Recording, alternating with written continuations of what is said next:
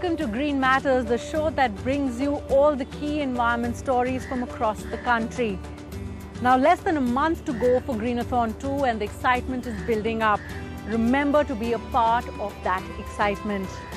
Also on the show today, a very special look at DSDS, or the Delhi Sustainable Development Summit, which gave the Lighting a Billion Lives campaign a push.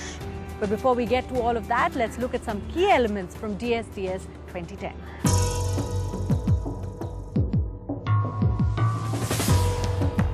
I think this is one of the finest causes that one could think of.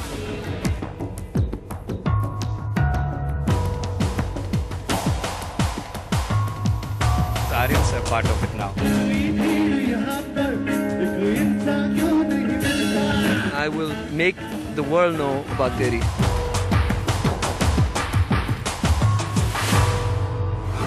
This year, the summit saw a host of heads of state arriving here to be part of the climate solution. NDTV's Vikram Chandra had a special panel discussion with these heads of state about the road forward from Copenhagen.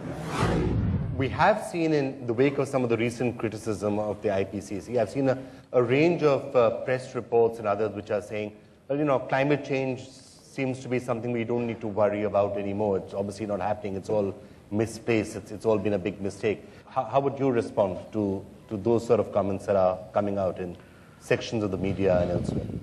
Well, frankly, I become very suspicious of what's all behind this. I think there is too much at stake to play this game, particularly when survival of people, the future survival of many, many countries are at stake. And for us, I would be very cautious. And I'm a little threatened by what is being put forward here, because we don't want to give this false sense of security to people, particularly where it involves a future of whole cultures and people.